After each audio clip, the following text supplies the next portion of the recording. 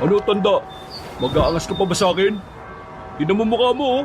Para kang basang sisiw na nagmamakaawa. Ano ba kasalanan ko sa iyo? Sinabi ko lang naman ang totoo sa Ali. Nagnanakaw ka naman talaga ng pera sa kaha nila, hindi ba? Nakita kita, kaya kita sinumbong. Saan ka ba nagagalit? Sa sinumbong kita o sa katotohanan wala kang ibang kayang gawin kundi ang manamantala? Aba, sira ulo pa na itong matandang to eh. Oh. Hindi ko ba nadala? Gusto mo pang masaktan, ha? Matanda lang naman ang kaya mong labanan eh. Nakakatiyak ako na sa iba'y hindi mo na makayang pumalag. Kung makapagsalita ka, akala mo, kilala mo ako. Para sabihin ko sa'yo, dito sa baryo namin, kinatatakutan ako. Walang pumapalag sa akin. Lahat na nagtatangkang magtaas sa akin, nasasaktan. Pasalamat ka pa ka, sinapak na kita eh. Yung iba dyan, nilumpo ko. Yan ang napapala ng pakialamero. Hindi naman ako nagsisisi na sinumbong kita sa Ali. Kahit nasaktan mo pa ako, kahit na kailan, hindi nakakahiyang magsabi na katotohanan. Ang nakakahiya, yung ginagawa mo. Sinasamantala mo mga taong lumalaban ng pata sa buhay. Habang ikaw naghihintay ka lang kung kailan mo aanihin ang mga bungang hindi naman ikaw ang nagtanim. Eh ano naman ngayon? Anong pakialam mo? Sino ka ba, ha? Makapagsalita ka. Parang ang perpekto mong tao, ah. Diyos ka ba, ha? Hindi ako Diyos. Hindi rin ako perpektong tao. Marami din akong nagawang pagkakamali sa buhay. Pero ginagawa ko makakaya ko para makabawi sa Panginoon. Kaya sana ganun din ang gawin mo, iho. Hindi pa huli ang lahat. Marami ka pang oras. Bata ka pa para maintindihan ng tunay na kahulugan ng buhay. Wow! Kung makapagpayo to, akala mo ano eh. Dati ka bang pare? Ganyan na ganyan ang mga salita ng bida-bidang pare dito sa amin eh. Balang araw, maiintindihan mo rin ako. Malalaman mo rin na ang mga ginagawa mo ay isang pagkakamali na maaaring maghatid sa iyo sa tarangkahan ng impyerno. Manahimik ka! Tigilan mo na nga ako sa kakaganyan mo. Sa susunod na pakialaman mo pa yung mga gagawin ko, hindi lang siya pa kang aabuti mo sa akin. Lulumpuin na kitang matanda ka. Kahit anong gawin mo sa akin, hindi na natin mababago ang katotohanan ng gumawa ka ng pagkakamali. Makasalanan ka. Kailangan mo... Ano? Masakit? Nahihilo ka na ba? Nakakakita ka na ba ng ibon sa ulo mo? Uy, Balong, tama na yan. Hindi ka ba naawa sa matanda? Ang tanda na niya, no? Hindi naman makakalaban yan sa'yo eh. At talaga nakikialam ka? Anong gusto mo? Ikaw na lang? Hindi naman siya nakikialam. Naawa lang ako dito sa matanda. Manong, ano po ba nangyari? Nakita ko siyang dinudukot yung kaha doon sa tindahan ng bigas. Sinumbong ko siya sa tindera. Ayun, nagalit siya sa akin. Hoy, wala naman palang masama sa ginawa niya eh. Walang masama? Nakikialam siya sa trip ng ibang tao eh. Tapos walang masama? Masama kasi yung ginawa mo, Balong. Ano ngayon? Magpapakabayani ka para ipagtanggol ang matandang yan, ha? Nakakalimutan mo, Julian. Ako ang pinakamaangas sa lugar na ito. At wala pang kahit na sino ang nagtangkang tumaliwa sa akin. Ikaw, gusto mo rin masaktan? Ha? Balong naman. Itigil mo na to. Hindi ka naman dating ganyan eh. Naalala ko dati, magkakasama pa tayo naglalaro sa buhanginan. Buwang ka ba? Mga bata pa tayo noon. Nagbabago ang mga tao kapag nagkakaisip. Lalo na kung lumaki siya sa hindi maayos na pamilya. Hindi naman kasalanan ng ibang tao na lumaki ka sa ganong klase ng pamilya. Kasalanan yun ng mga magulang mong hindi ka inaruga. Kaya sana, huwag mong idamay ang mga tao sa galit mo sa mga magulang mo at sa mundo. Aray! Ano ka ba? Yan ang gusto mo, di ba? Ang magpakabayani. Magiging bayani ka lang kapag nasaktan ka. Balong, hindi pa huli ang lahat. Bago ka na. Huwag mo sirain ang buhay mo. Huwag ka makialam. Wala kang alam sa pinagdaraanan ko. At hindi naman kita close, ha. Itiko mo yung bibig mo Dahil baka lumpuin kita dyan kapag ako nainis sa'yo. Hindi na nakapagsalita ang binatang si Julian nang sakalin siya ni Balong. Nabahala naman si Mang Ruel nang makitang namumula na ang mukha ng binata. Agad siyang lumapit at tinulak ng malakas si Balong. Patawa-tawa lang ang lalaking yun, na parabang normal lang para dito ang manakal ng tao. Magtanda na kayong dalawa ha. Lalo ka na matanda ka. Kasi kung makikialam pa rin kayo sa mga gusto kong gawin, baka makita na lang yung katawan nyo na isang umaga, palutang-lutang na sa ilog. Ano? Naiintindihan nyo ba ako? Tumango na lamang si Julian sa takot na masaktan ulit. Umalis sila Balong kasama ang mga kabarkada nito na patawa-tawa lang din. Napabuntong hininga na lamang ang matandang si Ruel at nakaramdam siya ng awa para sa binatang si Julian. Ayos lang ho ba kayo? Nadugo po palang labi nyo ha. Wag mo akong intindihin. Ikaw nga ang dapat tong tinatanong yan eh. Kasi ikaw tong mas nasaktan ng lalaking yon. Ayos lang naman po ako. Kayo ba? Saan po ba kayo nakatira? Parang hindi po kayo pamilyar sa akin eh. Hindi po ba kayo taga dito? Isa akong manlalakbay. Ilang araw na akong naglalakbay at naghahanap ng magandang baryo na matutuluyan. Hindi ko inaasahan na ganito ang mangyayari sa akin dito. Pasensya na ho kayo kay Balong. Maangas po kasi talaga yun dito eh. Pero kung wala kayo mapupuntahan, gusto niyo po bang pansamantalang tumuloy muna sa bahay?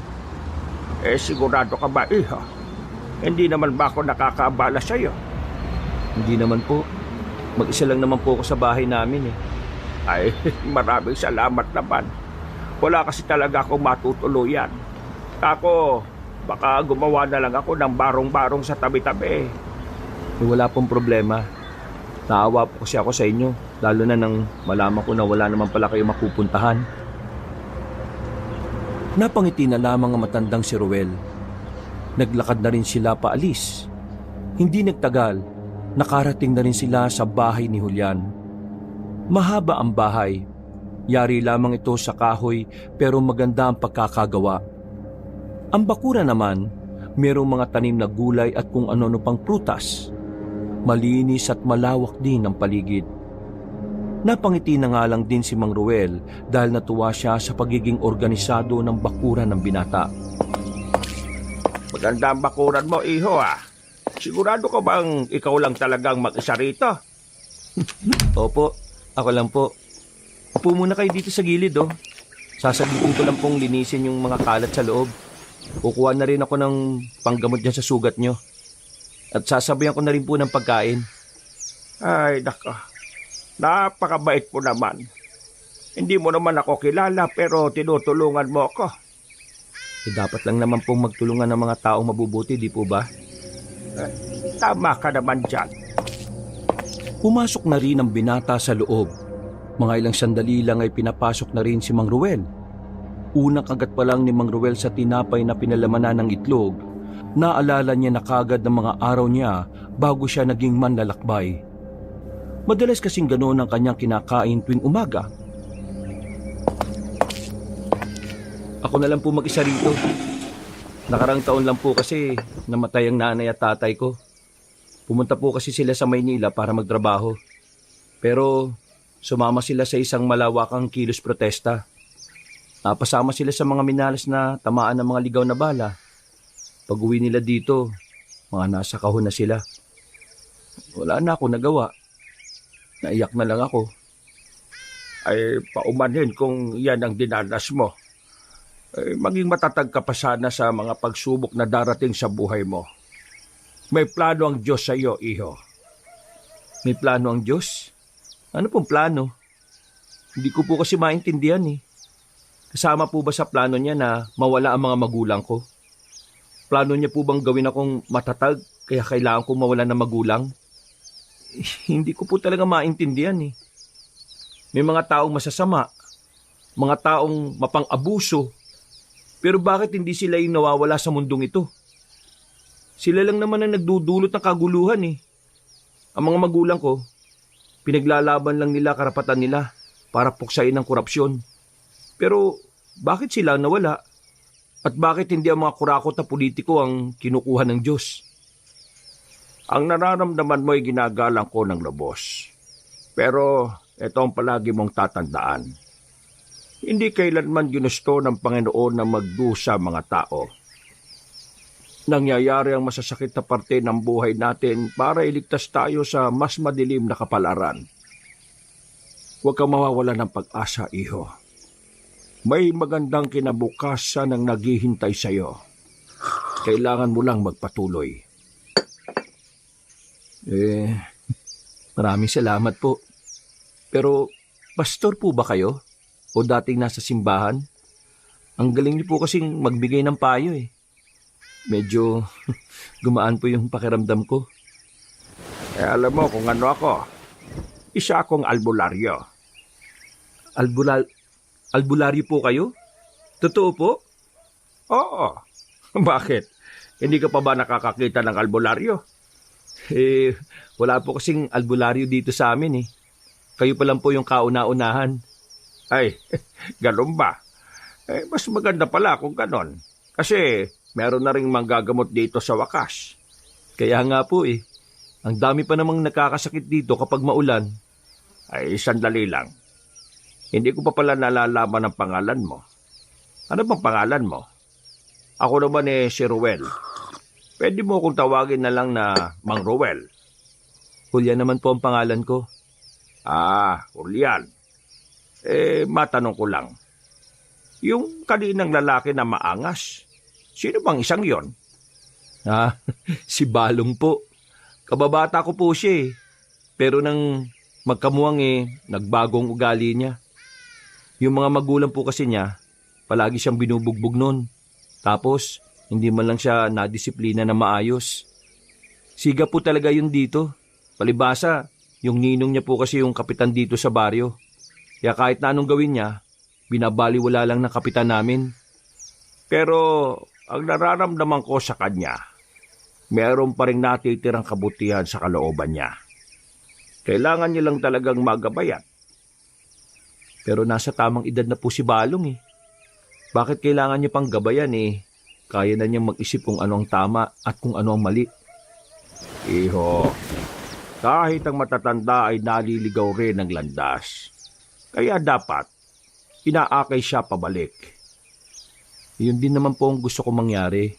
Kaso, masyadong matigas ang puso ni Balong eh. Kaya, ayun, hinahayaan ko na lang din. Matapos malagyan ng paunang lunas ang sugat ni Mang Ruel, nilinis rin nila ang magiging silid na matandang lalaki. Pasimpleng humahanga si Mang Ruel sa kabaitan ni Julian. Hindi niya kasi alam kung bakit ganun na lamang ang tiwala nito sa kanya. Gayong hindi naman sila makakilala talaga. Mang Ruel, kapag may kailangan po kayo, nasa kabilang kwarto lang po ako ha. Hindi ko na po isasara yung pintuan ko para pwede niyo akong kalabitin. Malalim po kasi ako matulog eh. Kaya di ako kaagad nagigising kapag katok lang. Ay, iho. Maraming salamat sa tulong mo ha. Nung naglakbay ako, iniisip ko na baka lang kung saan lang ako malagutan ng hininga. Pero ngayon, nandito ako. May matutuluyan. Tinanggap mo ko kahit na hindi naman tayo magkakilala. Hindi ko rin po talaga alam eh. Nung makita ko kasi kayo, naramdaman ko kagad na ako yung dapat tumulong sa inyo. Tsaka magaan naman po yung pakiramdam ko sa inyo eh. Kaya siguro ganun na lang din yung pagmamalasakit ko. Alam mo, dahil sa kabaitan mo, may pwesto ko na sa langit, iho. Nako, maraming salamat po pero sana wag po muna ngayon. Pa-reserve muna sa pwesto sa langit. Pumasok na rin ang matandang albularyo sa loob ng kanyang magiging silid. Napapangiti pa rin siya dahil hindi pa rin makapaniwala sa nangyari. Kahit na nakaranas ng karahasan, may tao pa rin kumupkop sa kanya. Makalipas lang ang halos 2 linggo, tila unti-unti na rin nasasanay si Mang Ruel sa sistema ng lugar. Mas naiintindihan na niya ngayon na hindi niya dapat iniinis si Balong. Sa ilang araw na kasi niya sa lugar, ay nasaksihan niya ang kalokohan ng lalaking barumbado. Nalaman na rin ng ilang residente na isa siyang albularyo. Kaya naman, may mangilan-ngilan na rin namang nagpapagamot sa matandang si Ruel. Ayos lang po ba kayo, Mang Ruel? Mukhang napagod kayo sa sunod-sunod na nagpagamot sa inyo, ah. Ay, oo nga eh. Hindi ako sanay na maraming nagpapagamot sa akin. Noon kasi paisa-isa lang. Pero gusto ko naman ng ganito. Kasi kahit na papano may kinikita ako at nakakapagbigay ako rito sa panggastos natin. Nako, wag niyo na munang ibigay dito, Mang Ruel. Ayos pa naman ang kinikita ko sa pier eh. Itago niyo na lang muna yung kinikita niyo para pambili ng halamang gamot. Ay, sigurado ka ba? Opo. Huwag niyo po munang intindihin yun. Kapag nakumpleto niyo na yung mga dapat niyong bilhin para sa pag-aalbularyo, saka na lang po kayo magbigay. Ay, ako. Ang bait mo talaga. Pagpalain ka nawa ng Panginoon. Napalingon ng dalawa nang mayroong babaeng nakatayo sa harapan ng kanilang bakuran. Nakasuot ang babae ng pangkaraniwang bestida na halata na ang kalumaan.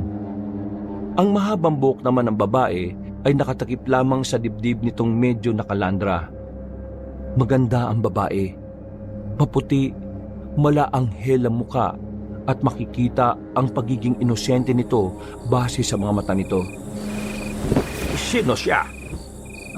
Si Helen po. Pinagpapantasyan po yan ng mga kalalakihan dito dahil sa kakaiba niyang ganda.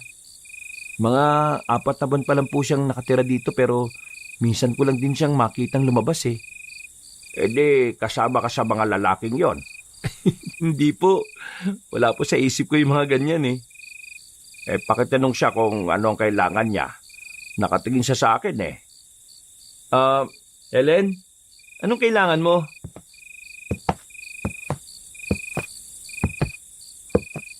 Nabalitaan ko kasi na meron daw isang magaling na albularyo narito. Gusto ko sanang ipagamot tong paa kong napilay. Napatingin agad si Mang Ruel sa paanan ng babae. Nakita niya na medyo namamaga ngayon. Hirap din itong makalakad kaya inalalayan nito ni Julian. Ay, alalayan mo kaming dalawa sa loob. Namamaga ng sobra yung paa mo, miss. Masakit nito. Pero kung gusto mo talagang mas mabilis itong gumaling, gagawin ko ang makakaya ko pero dapat kayanin mo rin. Opo, susubukan ko pong kayanin. Kailangan ko po kasi talaga makalakad na maayos eh. Ay, sige. Sisimulan na natin. Mang Ruel, sa labas na lang po muna ako ha. Aasikasuhin ko na po yung hapunan natin. Kapag may papabot kayo sa akin, siguan nyo na lang po ako. Tumango na lamang ang matandang lalaki. Pinaupunan niya sa mahabang papag ang dalagang si Helen. Paghawak niya pa lang sa paa nito, ay napaaray kahagad ng babae. Maya-maya pa, nilagyan na rin yun ni Mang Ruel ng langis. Mainit ang langis pero nagdudulot ito ng pansamantalang manhid. Ngunit kahit na ganon, nakakaramdam pa rin ng sakit si Helen. Sinimulan ni Mang Ruel ang paghihilot. Malakas ang boses ni Helen nang umabot na talaga sa labas. Nag-aalala na si Julian sa labas dahil ang takbo ng isip ng binata parang hindi hilot ang ginagawa ni Mang Ruel. Base kasi sa naririnig niya sa babae ay para itong umuungol. Hindi na nakatiis si Julian. Nagmamadali itong bumalik sa loob. Pagpasok niya ay inabutan niyang hinihilot lang ni Mang Ruel ang paa ni Helen. Bakit? Akala ko po kasi Ano? Wala ho. Sige po, sa labas na ulit ako. Natawa na lamang si Mang Ruel dahil alam niya kung ano ang iniisip ni Julian. Mga ilang sandali lang ay natapos na rin ang ginagawa niya. Medyo nagkaroon na rin ng ginhawa si Helen. Tumayo ka, miss. Itapak mo ang paa mo. Bakit masakit pa rin? Kaya mo itatapak ay para malaman natin kung nabawasan na ba ang sakit. Ayan, hindi na gaanong masakit. Ang galing mo pala talagang albularyo. Hindi naman gaano. Magkano pong ibabayad ko sa inyo? Pwede bang sa makalawa na ang bayad? Kasi wala po akong pera sa ngayon eh. Ang bayad ay hindi naman sa pilitan, kaya walang problema. Julian, pakialalayan nga si Helen. Nakakalakad naman na siya ng maayos pero masakit pa rin daw ng kaunti. Hinatid ni Julian ang dalaga sa labas. Kaya na raw nito na mag-isa kaya hinayaan na rin ng binata na maglakad.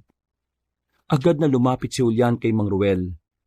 Tinitingnan nito ang matanda na parabang sinusuri ng maayos ang tindig ni Mang Ruel. Akala ko talaga kanina may nangyayari na kababalagan eh. Pambihira ka naman. Bakit naman yun ang iniisip mo? Mang Ruel, yung boses kasi ni Helen kanina, parang inaano eh. Kaya yun, napatingin na lang tuloy rito kanina yung mga dumaraan. Ay, ganon talaga. Masakit kasi yung inihilot ko sa kanya. Pero sa kabilang banda, parang masarap din eh. Pero galing niyo pa rin, no? Nakalakad na siya na maayos. Medyo naiilang pa nga ako sa kanya. Kasi yun ang unang beses na may babaeng nagpahilot ng paa sa akin. Kursunada mo, no? Ikaw talaga. Magluto ka na lang at liligpit ko na itong mga kinalat ko sa loob. Napapakamot na lamang sa ulo si Julian. Si Mang Ruel naman ay aminadong naapektuhan din ng kagandahan ni Helen. Unang tingin niya pa lang ay parang nahumaling na siya kaagad. Pakiramdam niya, nahanap na niya ang babaeng magpapatibok ng kanyang puso. Isang buwan pa ang nakalipas, tuluyan nang nakilala ng marami ang panggagamot ni Mang Ruel. Tila siya na nga ang naging opisyal na manggagamot ng baryong yun. Kasabay nito, unti-unti ring umuusbong ang pagtingin ng matandang albularyo sa dalagang si Helen. Tuwing nakikita niya yon, pakiramdam niya ay gumagaan ang kanyang bawat araw. Pero pinipigilan pa rin niya ang kanyang nararamdaman. Hindi pa rin siya makausad sa nakaraang nangyari. Ang pangyayari na kung saan ay nagkaroon siya ng pagkakasala. Lumapit siya sa cabinet at kinuha niya roon ang isang larawan na kung saan naroon siya habang nakasuot ng kasuotan ng isang pari. Sa gilid niya ay mayroong isang babae. Ang babaeng naging dahilan kung bakit siya pinatalsik ng mga kalugar niya bilang pari ng kanilang baryo. Galit kasi ang kapitan ng baryo nila noon sa kanya dahil tinutuligsa niya ang mga maling ginagawa ng barangay. Kaya naman gumawa sila ng paraan para lamang mapatalsik siya. Bumuntong hininga na lamang si Mang Ruel. Napapailing na lamang siya. Sa isip-isip niya, kung alam niya lamang na planado lang ang lahat ng yun, hindi na sana siya nagpadala sa tukso. Bakit? May problema ba? May ginagawa po ba kayo ngayon? Wala naman. Gabi na eh. Bakit? Yung kaibigan ko po kasi, mataas ang lagnat niya. Ay, siya sige. Hintay mo na lang ako sa labas. Ihahanda ko lang ang mga gamit ko. Walang sinayang na sandali ang matandang albularyo. Agad silang lumabas. Pero habang naglalakad sila patungo roon, bigla na lang nilang nakasalubong ang lalaking si Balong. Ngiti pa lang nito ay alam na nilang wala na itong magagawang maganda. Hindi naman na sana sila hihinto pero bigla silang hinarang ng mga yon. Nagmamadali kami, Balong. Kailangan kami ng kaibigan ko. Sandali lang. Kakausapin ko pa itong matandang to eh. Bakit? Ano bang kailangan mo? Balita ko kasi, marami nang nakakakilala sa'yo. Ibig sabihin lang yan, marami ka ng pera. Totoong marami nang nakakakilala sa akin. Pero hindi totoong marami na akong pera. Hindi naman kalakihan ang sinisingil ko sa mga tao eh. At saka, bakit ka ba interesado sa pera?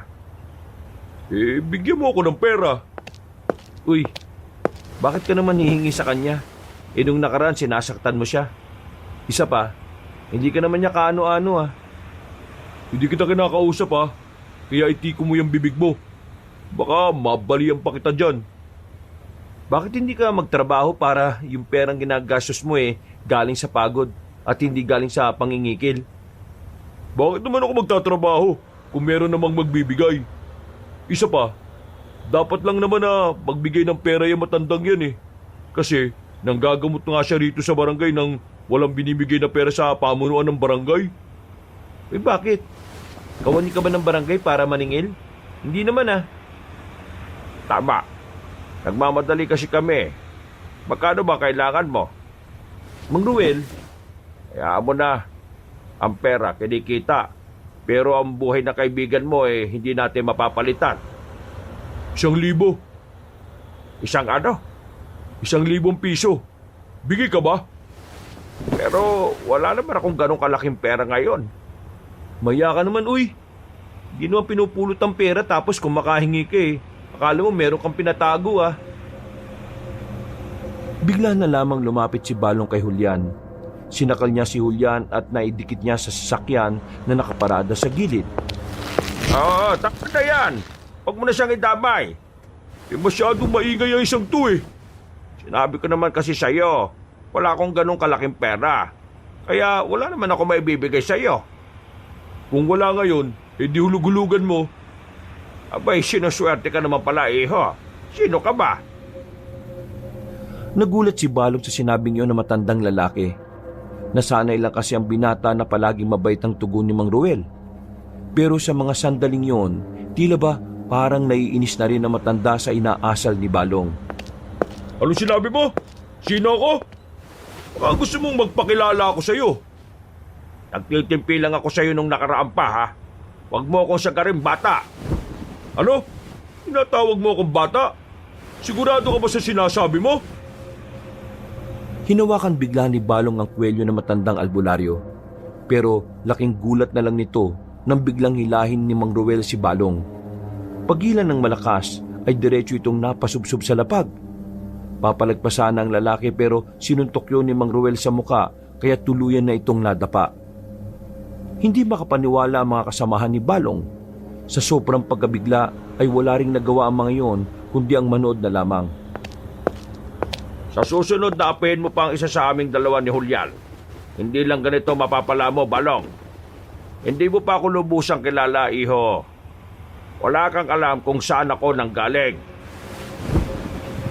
Binitiwan na rin ni Mang Ruel ang binatang si Balong. Agad din naman yung tumayo at pinagmumura ang mga kasama dahil hindi tumutulong ang mga yon. Gigil na gigil si Balong. Hindi nito matanggap na napaya sa harap ng mga tinuturing niyang bataan. May araw ka rin sa akin, tanda! Huwag mo nang tangkain. Baka kung ano pa mangyari sa'yo. Julian, tara na.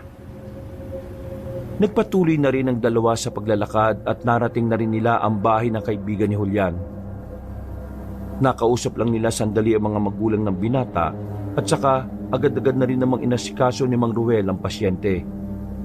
Paghawak niya pa lang sa noon ng lalaking si Abel, naramdaman na niyang hindi normal ang init ng katawan nito. Pero meron siyang hinala na hindi yun basta-basta lagnat lang.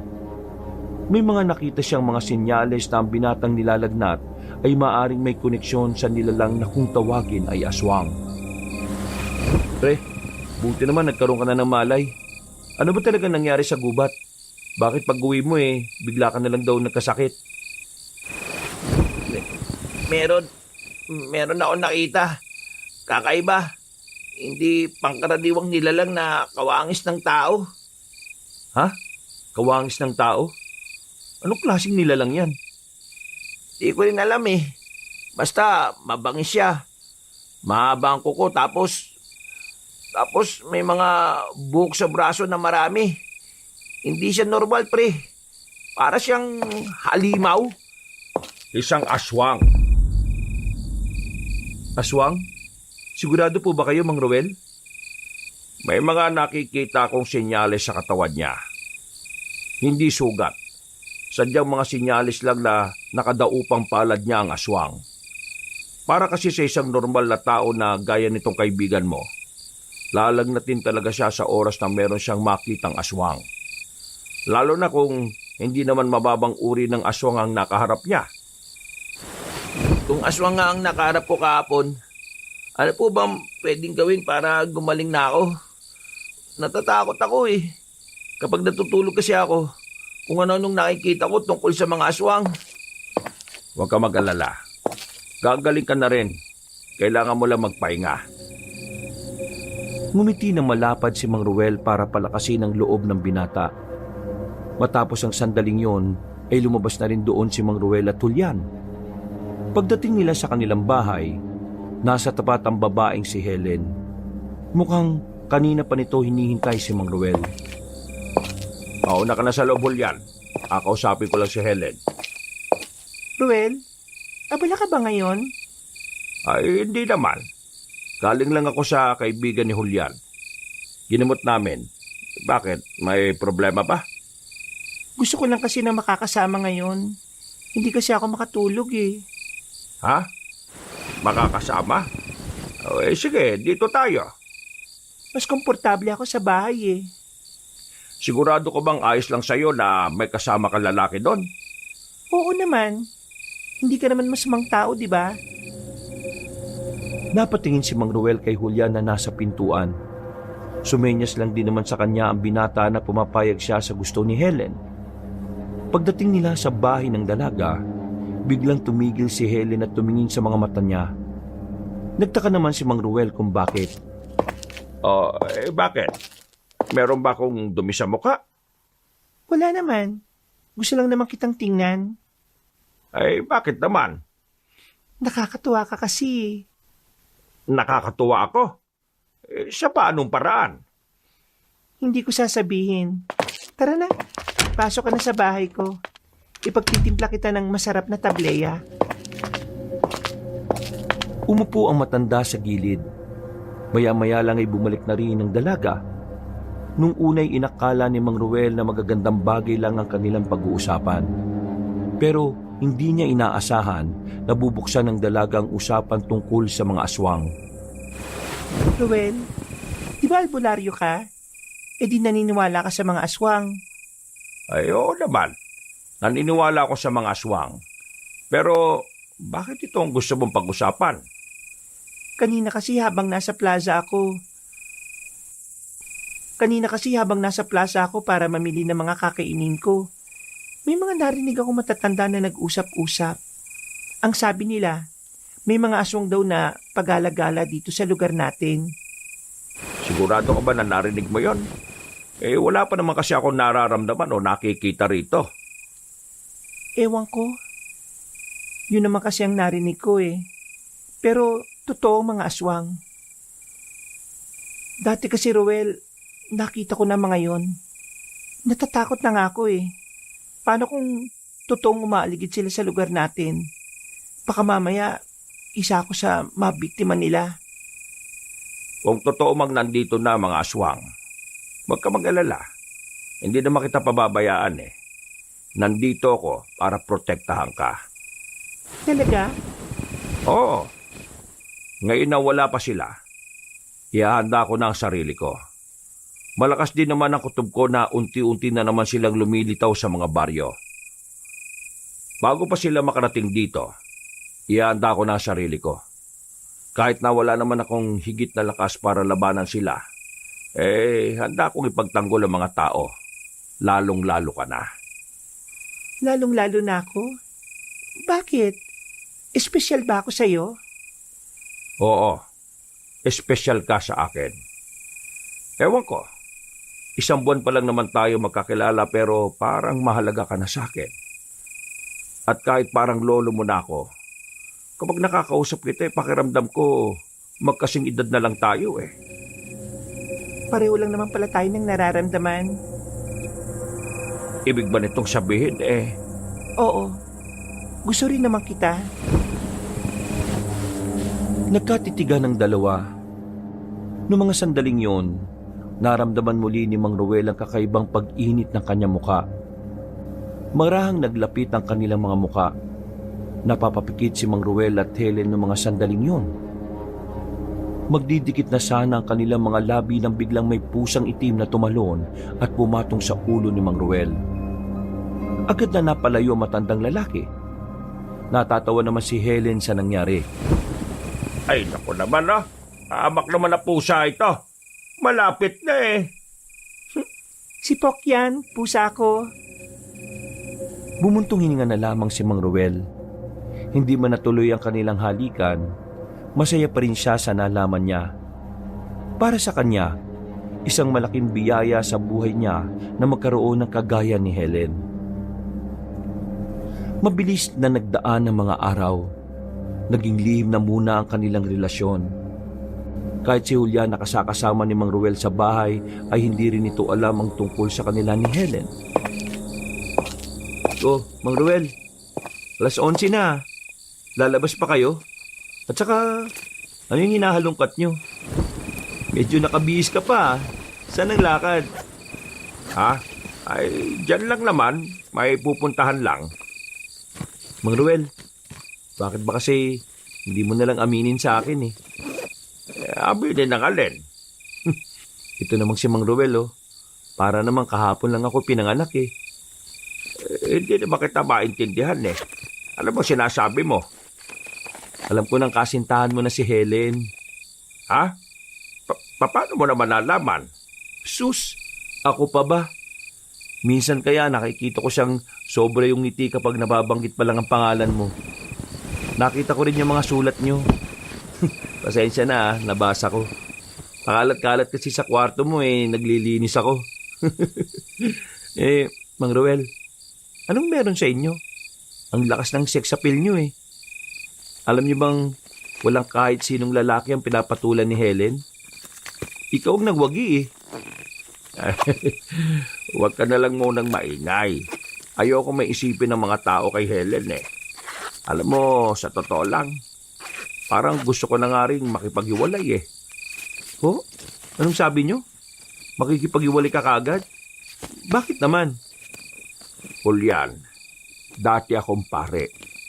Napatalsik lang ako sa simbahan dahil sinetap ako ng kapitan namin. Tinutulog siya ako kasi ang mga maling ginagawa niya. Kaya, ayun. Hindi ko alam kung tama bang magmahal ako ng babae. Gayong dati akong pare na nagsisilbi sa Diyos. Alam mo naman kapag pare ka, di ba? Hindi ka pwede magkaroon ng kasintahan o asawa. Pambihirang revelasyon to ah. Biniglaan niyo naman ako, Mang Ruel. Pero, kagaya nga na sinabi niyo, dati na kayong pare. Ibig sabihin, noon na yun. Hindi ka na pare ngayon. Dahil inalis ka na nila. Isa ka na lang pangkaraniwang albularyo. Wala naman sigurong mali pagka nagmahal ka. Kaysa naman maging masama ka, magmahal ka na lang, di ba? Siguro naman, mauunawaan ka ng Diyos kung matututunan mong magmahal. Hindi naman siguro mali yun sa paningin niya kasi kabutihan pa rin naman ang magmahal, di ba? Naguguluhan na ako eh. Pero, mahal ko talaga si Helen.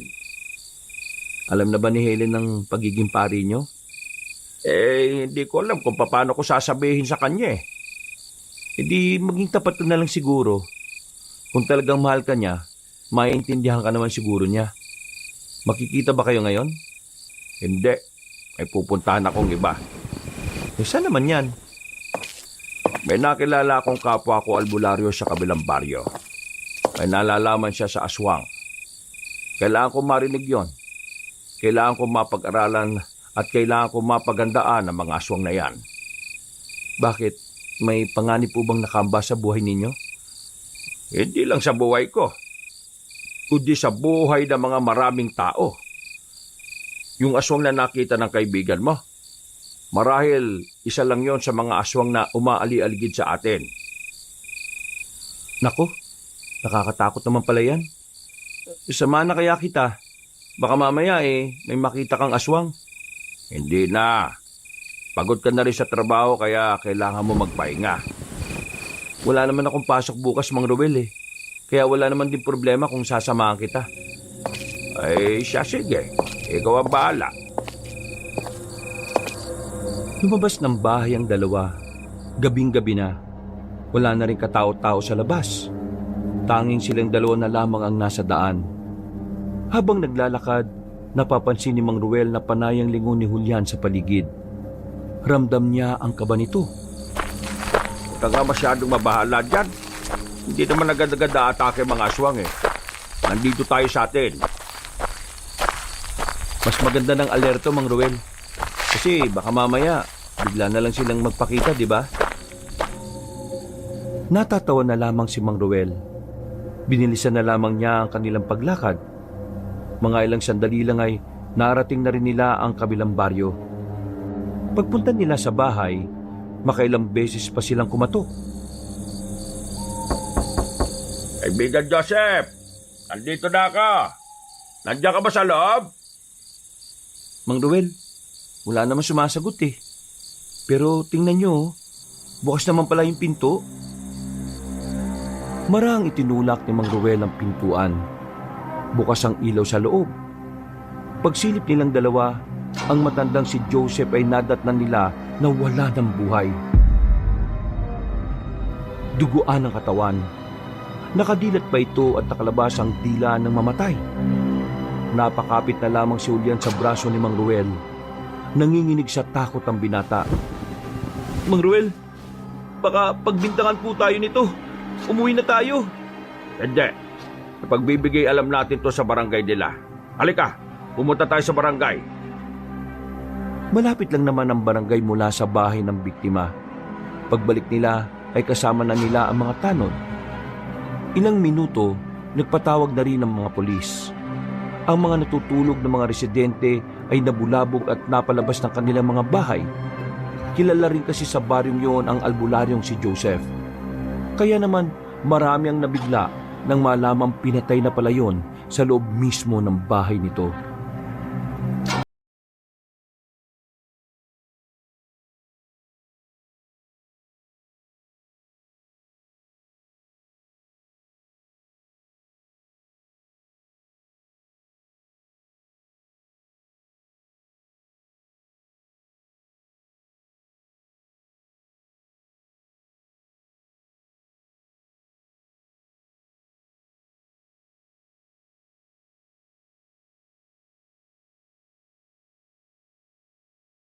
Ang kanyang hinala na unti-unti nang gumagawa ng hakbang ang mga aswang. Mang Ruel! Mang Ruel! Gising! Si Heleno nasa bakuran.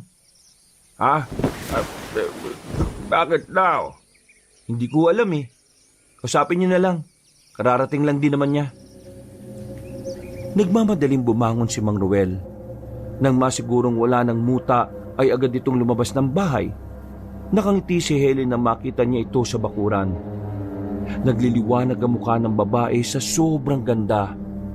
Tila nabuo naman agad ang araw ni Mang Ruel dahil sa magandang tanawin na nasa harapan niya. Maganda umaga sa'yo. Mas maganda ka na sa umaga. Ikaw talaga, masyado ka mapagbiro. Hindi naman ako nagbibiro eh. Nagsasabi lang naman ako ng pawang katotohanan. Oo na nga. Gandang-ganda ka na naman sa akin eh. Ay teka, ano't naparito ka? May problema ba? Nabalita mo na ba yung nangyari sa isang albularyo sa kabilang baryo? Nang marinig pa lamang ni Mang Ruel yon, ay agad na niyang hinila ang babae papasok sa bahay. Sinarado nito ang pintuan at sinigurong walang ibang makakarinig. Oo, alam ko na yon. Ang totoo niyan, pupuntahan ko dapat yung biktima kagabi. Kaso nang dumating kami nitong si Julian, patay na siya. Hinala ko talaga, mga aswang ang gumawa nun sa kanya. Ruel, malakas talagang hinala ko na baka iniisa-isa nila mga albularyo. Nag-alala ko para sa kaligtasan mo. Paano kung ikaw nang isunod nila? Ay, hindi ako papayag na magawa nila ang gusto nila. Hindi ako natatakot sa kanila, no? Gagawin ko ang makakaya ko para lang mapigilan ang kasamaan nila. Ruel, ibang delikado sila. Kailangan mong mag-ingat. Kailangan mong pag-isipan ang mga gagawin mo. Oo, akong bahala. Pinag-aaralan ko kung anong magandang gawin kapag bigla na lang silang nagpakita o ng gulo. Mang Ruel, kasama ako dyan ha. Ay, hindi. Ako lang to. Ayaw kitang madamay. Isa pa, may trabaho ka. Wala na po akong trabaho ngayon. kaya magiging alalay niyo na po ako sa pag-aalbularyo. Ha? Bakit ka nawalan ng trabaho? Tapos na yung 2 taong kontrata ko eh. At ayoko nang ituloy po kasi mga bulok ang sistema sa pier. Mas maganda pang sumama sa iyo eh. Napapailing na lamang ang matandang lalaki. Dahil sa mga masasamang balita na nakarating sa matandang albularyo, tila nakaramdam na rin ng panganib si Mang Ruel. Nagiging mapagmasid na rin siya sa kanyang paligid. Isang hapon, naisipan ni Mang Ruel na puntahan ang babaeng si Helen. Malayo pa lamang siya ay nakita na niya yung lumabas. Nakabihis ang babae pero simple lang ang pormahan. Naintriga siya kung saan ang punta ni Helen. Tatawagin niya sana ito pero naisipan niyang wag na lang muna para malaman niya anong gagawin ng dalaga. Hindi naman kasi yun nagpaalam sa kanya.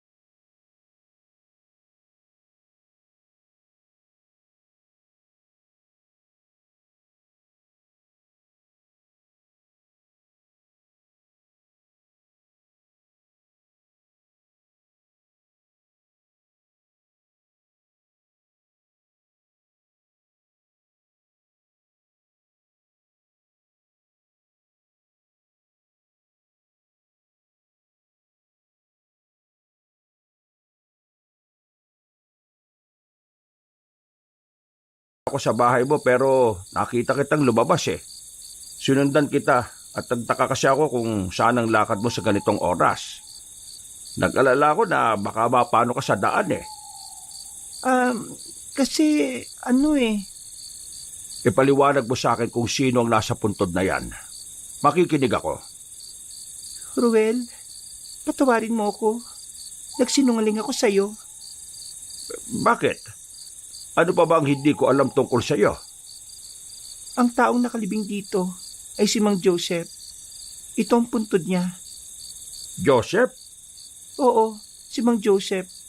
Ang kilalang albularyo sa kabilang baryo. Ang albularyo na dapat kikitain mo noong gabing yon. Teka. Magkakilala kayo? Oo, kilala ko siya. Siya ang tumulong sa akin na tumakas sa pinanggalingan ko dahil naniniwala siyang iba ko sa mga kadugo ko. Tinulungan ka makatakas sa mga kadugo mo na ano? Teka. Hindi kita maintindihan eh. Ano ka ba talaga? Lumapit si Helen.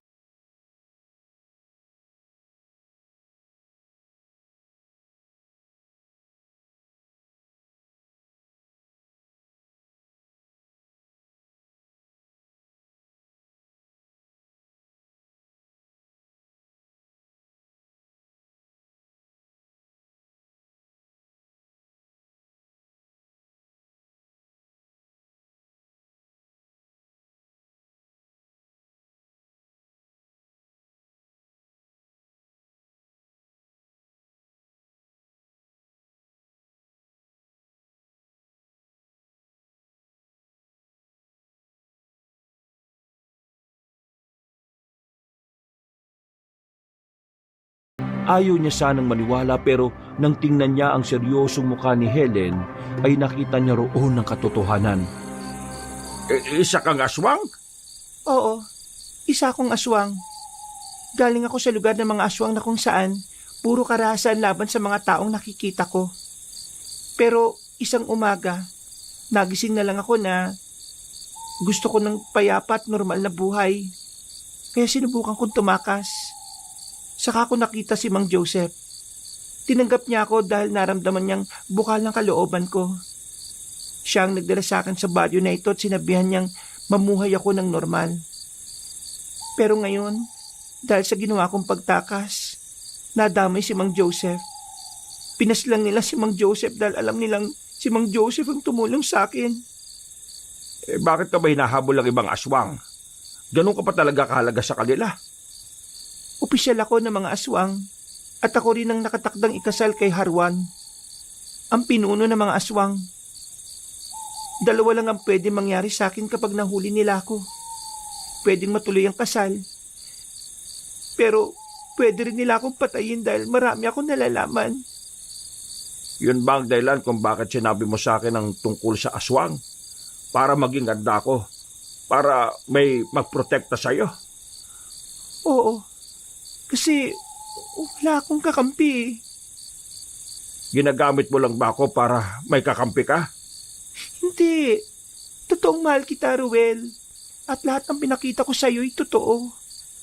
Pero bakit hindi mo kagad sinabi sa akin kung ano ka? Kung sinabi ko ba sa'yo kagad, matatanggap mo ko? Kung si Joseph nga tinanggap ka ako pa kaya? Natakot lang ako sa magiging reaksyon mo. Dahil hindi ko talaga alam kung paano sasabihin sa'yo nang hindi mo ko... Kamumuhian? Ganyan ba kababa ang tingin mo sa pagmamahal na meron ako para sa'yo? Well, hindi naman sa ganon. Hindi ko lang talaga alam kung anong mangyayari kapag nalaman mo. Wala namang pagbabago Ngayong nalaman ko, hindi naman ako nakaramdam ng takot o kahit na anong pangit na pakiramdam sa'yo. Normal ka pa rin sa paningin ko, Helen. Ang akin lang naman, kung kaya mong magtiwala sa iba, sana ganun ka rin sa akin. Pasensya na. Nawalan lang ako ng lakas ng loob na sabihin sa'yo ang... Ang alin? Sandali. Himuko ka. Bakit? May mga aswang sa paligid, Ruel. Himuko ka. Sumunod na lamang ang matandang lalaki sa sinabi ni Helen. Mga ilang sandali lang, naramdaman na lang din nila na bukod sa kanila, meron pang ibang naroon. Napabuntong hininga si Mang Ruel. Wala siyang kadaladalang kahit na anong sandata. Kaya naman, hindi niya maiwasang hindi kabahan. Dito ka lang. Isa ka naman pupunta. Kailangan ko silang harapin. Kung hindi mapapahamak ka. Kahit gusto niyang pigilan ng babae, wala rin siyang magawa nang bigla na lang yung lumabas sa kanilang pinagtatago.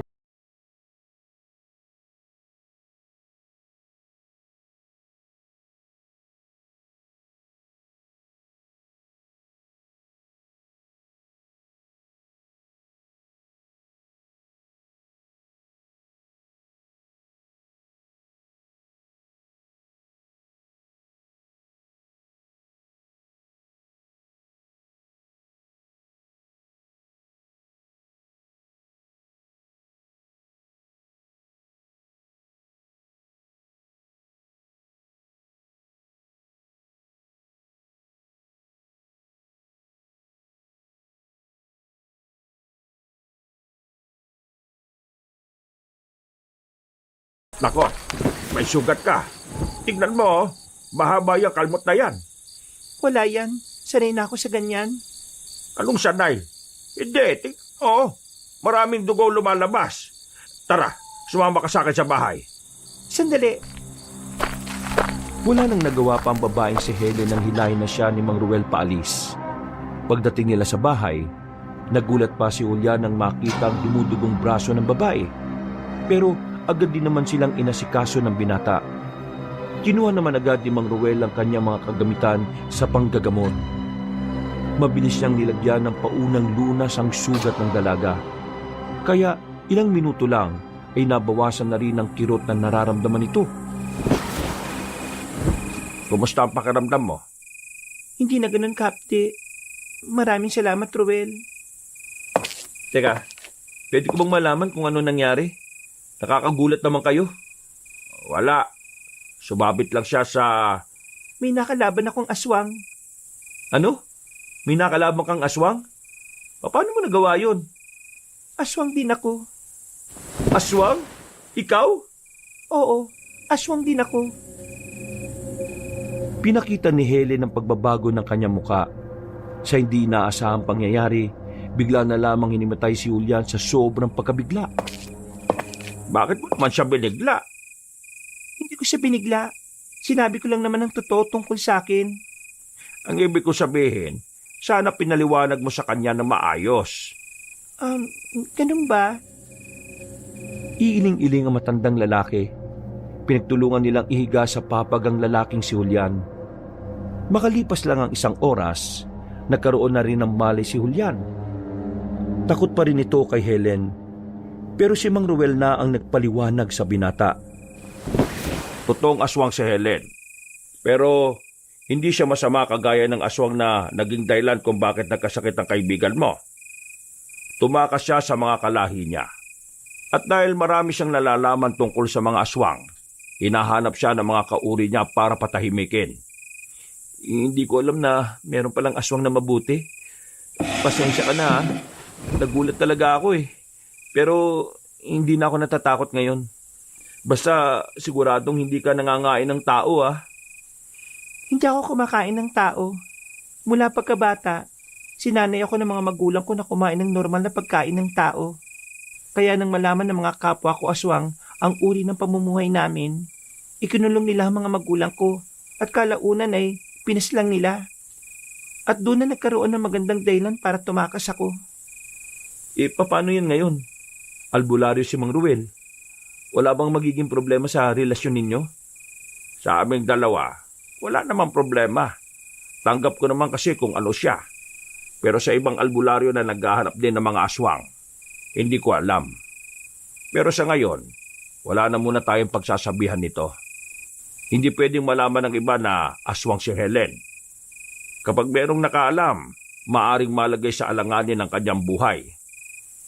Ruel, huwag ka mag-alala. Gagawa ko ng paraan para matulungan kayo sa pagbuksan ng mga aswang. Ang totoo niyan, hindi ko rin alam kung paano sila haharapin eh. Pangkaraniwang albularyo lang naman ako. Walang kakaiba sa akin. Nandito ako. Magtutulungan tayong dalawa. Isama niyo na ako dyan. Julian, delikado. Gusto kitang matulungan eh. Mang Ruel, parang tatay na kita. Kaya baka mabaliw ako sa pag-aalala kapag hinayaan lang kitang lumaban na mag-isa. Hayaan mo na siyang sumama, Ruel. Kailangan mo rin ng katuwang dahil hindi palaging kasama mo ko. Bumuntong hininga na lamang ang matandang lalaki. Pero napagtanto rin ito na may punto rin naman ng babae. Kaya sa mga sumunod na araw, kasakasama na ni Mang Ruel ang binatang si Julian. Tutali, wala na rin naman itong trabaho. Paunti-unti, inaaral din ng binata ang mga bagay-bagay tungkol sa mga aswang at pag-aalbularyo. Wala naman ang nagiging problema sa mga nagdaang araw.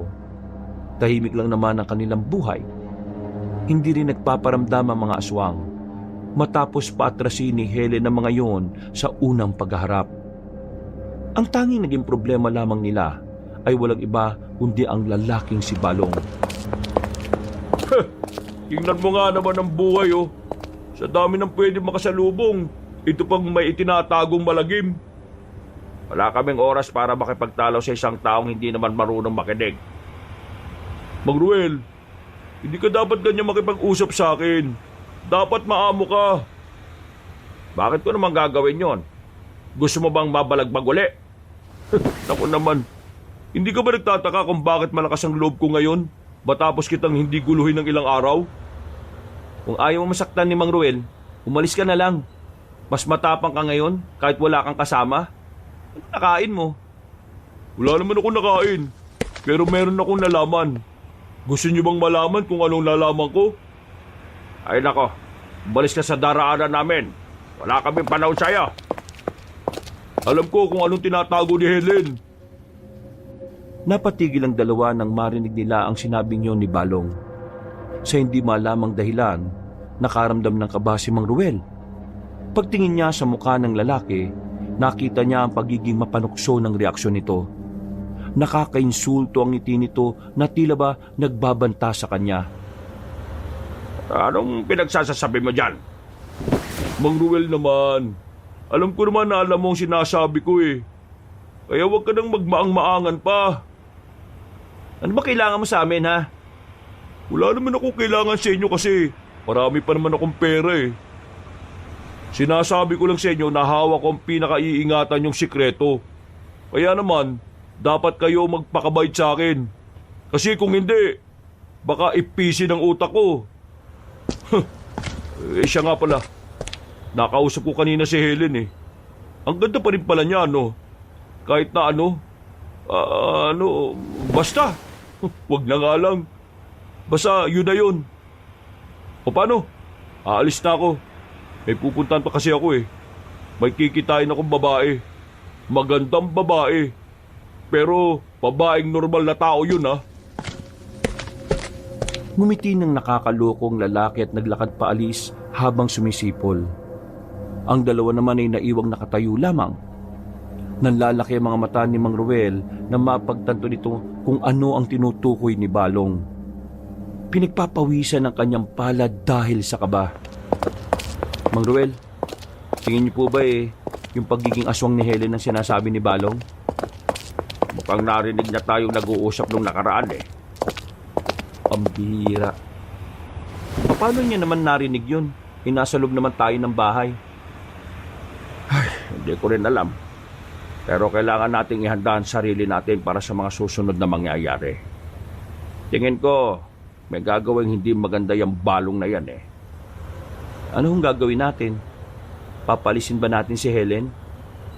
Yun ang pinakamagandang paraan. Ang kaso, hindi ko alam kung saan naman tayo pupunta. Wala akong alam na lugar eh. Ang maganda nito, ihanda na natin si Helen. Kailangan natin siyang masabihan. Sakaling ipaalam ni Balong sa ibang tao ang tungkol sa sikreto niya. Dapat handa na tayo para wala na tayong ibang gagawin kundi ang umalis na lang. Ay, visit talagang Balong na yan kahit kailan, no?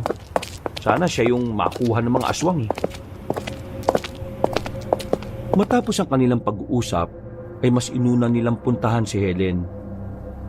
Hindi na muna nila tinuloy kung ano man ang lalakarin nila nung araw na yun. Sinabihan nila si Helen tungkol kay Balong. Kahit ang babae ay nakaramdam din ng pangamba. Batid nitong magagalit ang mga tao kapag natuklasan na isa pala siyang aswang. Sa mga sumunod na araw ay inobserba nila ang mga galaw ni Balong. Normal lang naman ang mga ginagawa nito. Kagaya pa rin ng dati, walang nangyaring masama kay Helen. Sa palagay nila, ay wala pa rin pinagsasabihan si Balong na iba. Bagay na kanilang pinagtataka kung bakit. Buong akala kasi nila, gagamitin ni Balong ang lihim ni Helen para gipitin sila. Mang Ruel, tingin nyo, ano kayong binabalak ni Balong? Wala eh, tahimik lang. Akala ko kinabukasan nun lulusubin na ng mga tao si Helen. Pero hindi eh. Yan nga rin ang iniisip ko eh. Nakakakaba yung pananahimik niya. Parang may kung anong binabalak yung bokong na yun eh. Pero sa ilang araw na inoobserbahan natin siya, parang wala naman siyang pakialam. Hindi tayo pwedeng maging kampante sa kanya. Ikaw ang nagsabi, kilala siyang siraulo dito. Sa lahat ng mga tao rito, siya lang ang hindi natin pwedeng pagkatiwalaan. Sa bagay, may tama nga naman kayo. Teka, kumusta naman pala si Helen? Hindi ba siya ginugulo ng mga kapwa niya? Ay, hindi naman. Wala pang paramdam ang mga aswang. Kaya sinasamantala niya yung pagkakataon na yon. Hinahanap niya yung iba niyang kamag-anak na kagaya niya ng pananaw. Sinusubukan niyang itipon ang mababait na aswang laban sa mga masasama. Delikado yung ginagawa niya. Paano kung yung nakausap niya kasabot pala ng masasamang aswang? Sinabi ko na yan sa kanya eh. Pero hindi rin siya nakinig. Siguro, kailangan ko na lang talagang pagkatiwalaan ng mga ginagawa niyang paraan. Tumungo na lamang ang lalaking si Julian. Pagkatapos ng kanilang pinapanday, ay kaagad na rin nilang nilisan ng bahay na yun. Hapon pa lang naman, may oras pa sila para puntahan at makipag-ugnayan sa ibang albularyo ng bawat baryo. Binibigyan na rin kasi nila ng kaalaman ng mga yon tungkol sa posibilidad na paglitaw ng mga aswang sa baryo. Ayaw kasi kay Helen, matagal ng plano ng mga aswang na manakop ng lugar. Ito ay para muling buhayin ulit sa Pilipinas ang lahi ng mga aswang at gawing itong normal para sa lahat. Makalipas ang halos 2 oras, natapos na rin nila ang kanilang pakikipag-usap sa mga albularyo. Pauwi na sila. Naglalakad sa gilid ng kalsada. Meron naman mga dumaraan na masasakyan. Ang kaso nga lang, punuan ng mga jeep at mga tricycle dahil sa ginaganap na pista sa ibang baryo. Kaya wala silang magawa kundi ang lakarin na lang pauwi. Tutal, hindi naman sobrang layo mula sa kanila. Bakit yung ibang albularyo ang yayabang, no? Sila na nga itong binibigyan ng babala sa banta ng mga aswang. Tayo pa itong mukhang tanga sa paningin nila.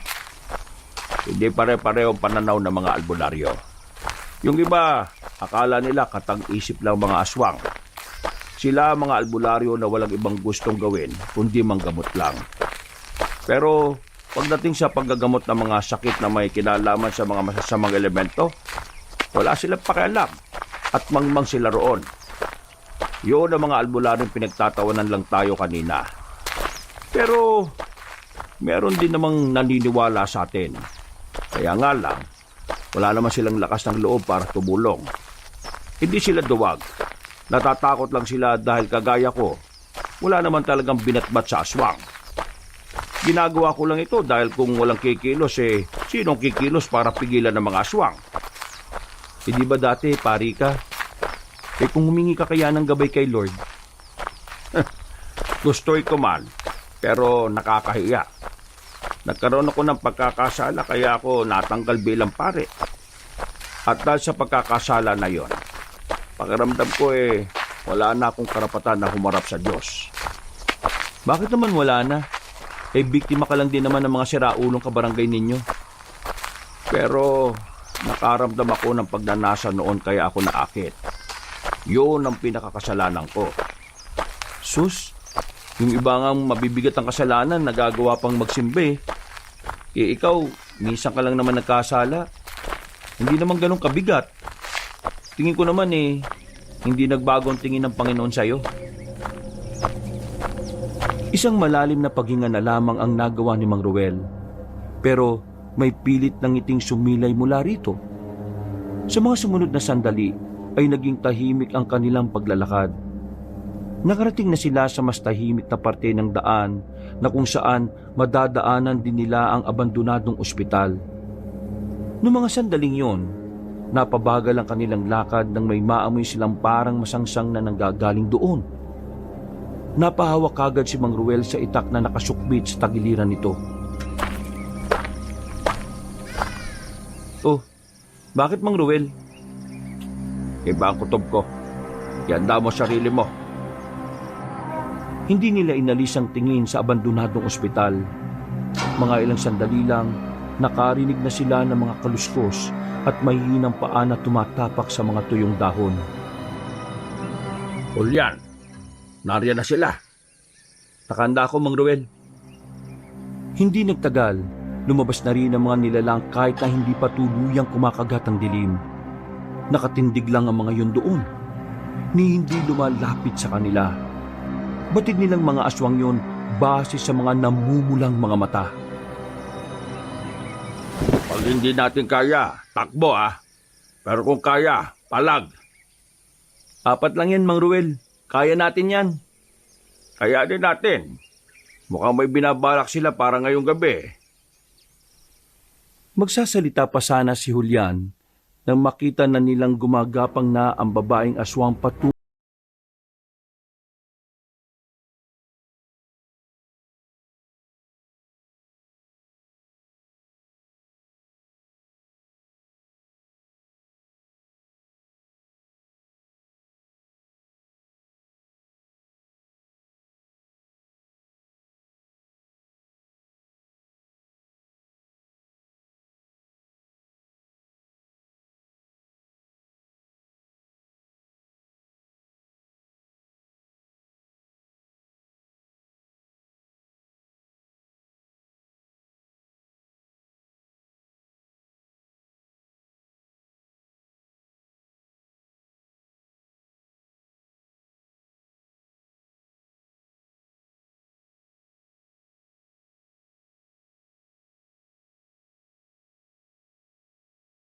muli ang hawak na sandata.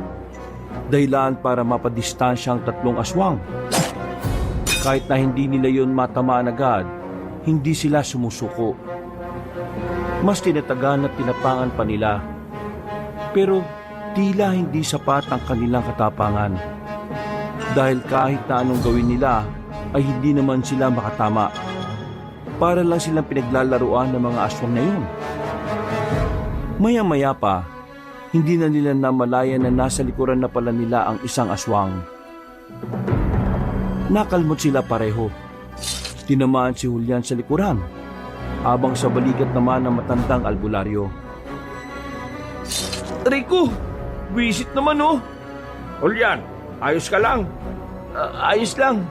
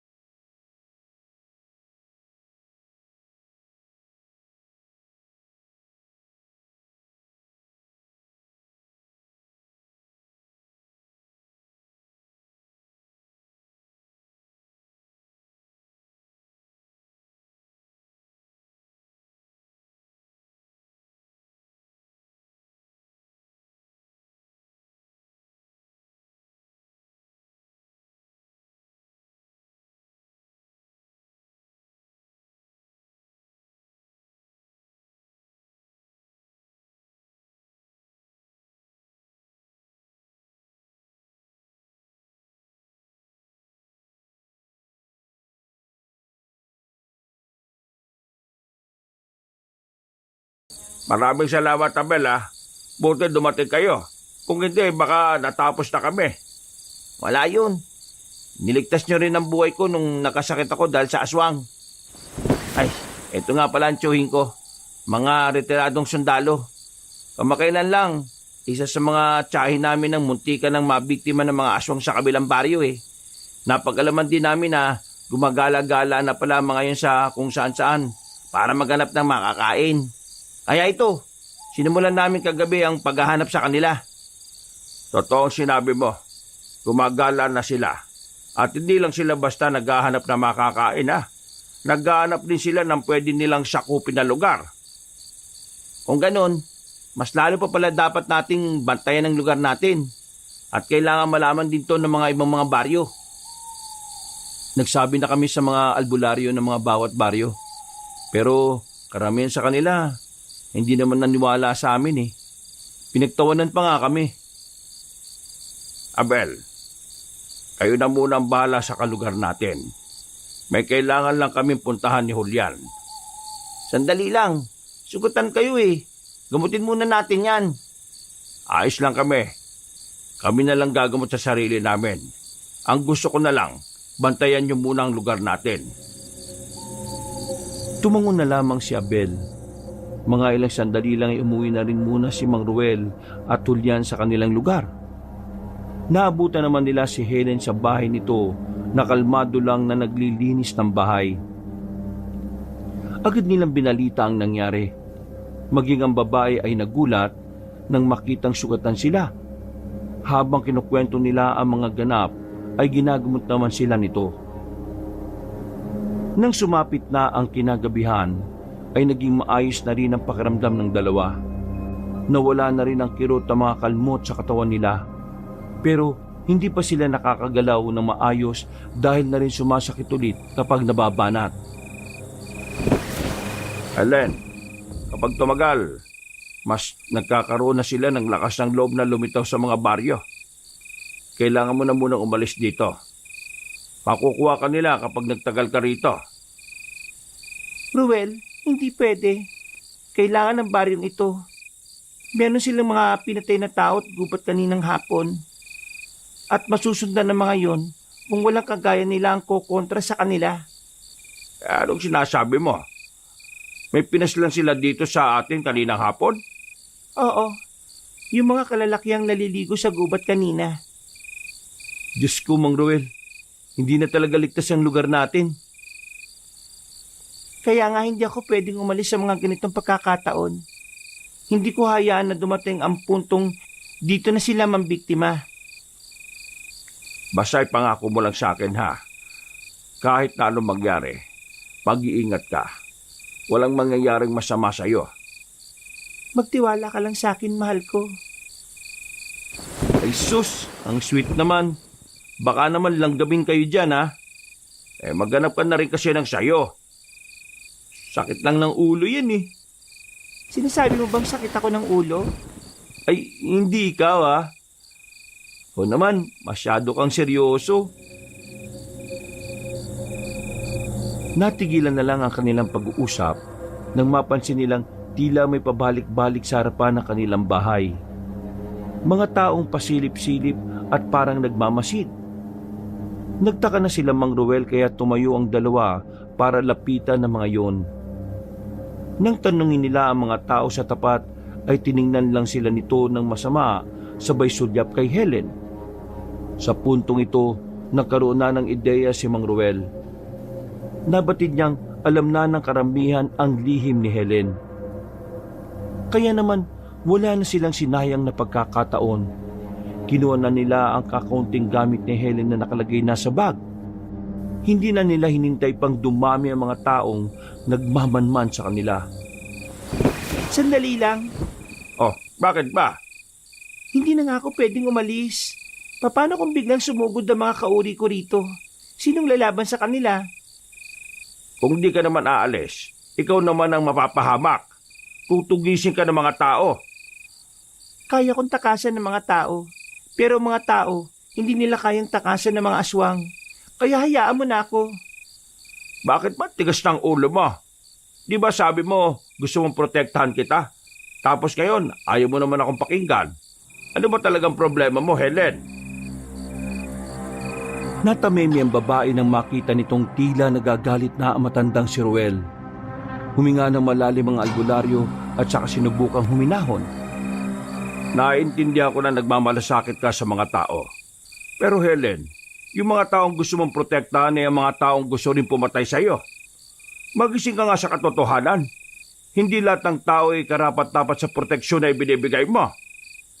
Tama si Mang Ruel, Helen. Kaya makinig ka sa kanya. Sa ngayon, isipin mo muna ang sarili mo. Kasi siguradong naghahandaan na ang mga tao para dakpin at patayin ka. Kasalanan tong lahat ni Balong eh. Sira ulo, pinagkalat talaga. Helen, tara na. Aalis na muna tayo rito. Hindi ka naligtas dito. Sana maintindihan mo ang pinagsasabi namin. Tumungo na lamang ang dalaga. Pero bago pa sila makalabas ng kanilang baryo, nakita na sila ng ibang tao. Sumigaw mga yon para magbigay ng abiso sa iba.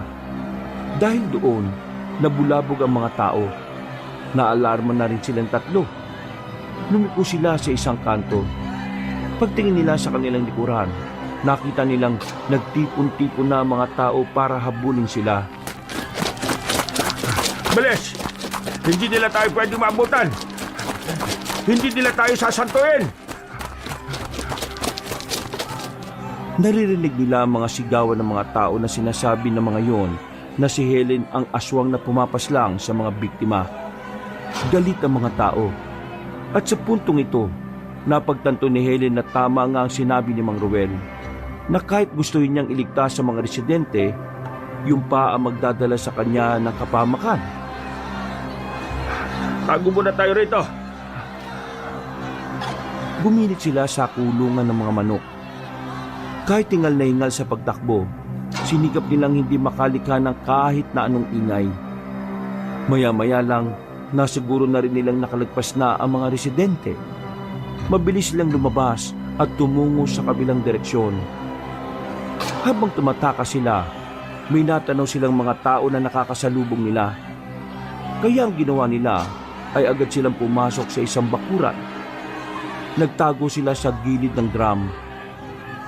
Paglagpas ng mga yon, saka lang nila napagtanto na bahay pala ni Balong ang pinagtataguan nila. Nakita nila si Balong nakalalabas lang ng bahay nito. Lumapit sila agad sa binata at saka hinila papasok ng bahay ang binata. Hinawakan nito ni Julian sa kwelyo at agad na idinikit sa dingding. Ano ba problema nyo? Problema ko? Yak kasamaan ng ugali mo. Lumayo ka nga sa akin. Lakas ng loob niyong pumasok dito sa bahay ko ah. Hindi niyo ba alam na trespassing ang ginagawa niyo? Matagal na akong nagtitimpi sa'yo. Aray ko! Ano bang... Ano? Masakit ba? Kulang pa yan sa lahat ng ginawa mo sa akin at kay Mang Ruel. At ngayon, sa ginawa mong paglaglag kay Helen. Sandali! Layo! Lumayo ka! Buisit ka! Wala akong kinalaman sa sinasabi mo. Walang kinalaman. Ikaw lang ang nakakaalam na aswang si Helen. Tingnan mo mga tao ngayon, oh. Galit na galit. Ha? Nag-iisip ka ba? Kung ako nagkalat na aswang siya, dapat kasama nila ako ngayon. Hindi ko nga alam na hinahanap na siya ng mga tao eh. Wala kang maloloko rito. Marami kang dahilan para ilaglag si Helen. Unang-una, nagsiselos ka kasi hindi ka pinatulan niya. Pangalawa, matagal ka nang may inis kay Mang Ruel. Kaya wala kang magiging palusot ngayon, no? Tigas pala ng bungubog si Raulo ko eh. Hindi nga ako nagsabi sa mga tao. Ano ba mapapala ako dyan kung sasabihin ko, ha? Mamamatay lang yung babae niya pero wala naman ako mapapala eh. Magkakapera ba ako dyan? Wala! Eh kung hindi ikaw, sino nagsabi sa mga tao? Aba, ewan ko. Ako lang ba talaga nakakaalam? Lakas ng tama niyo ah. Dito pa kayo mismo sa bahay ko nagaganyan.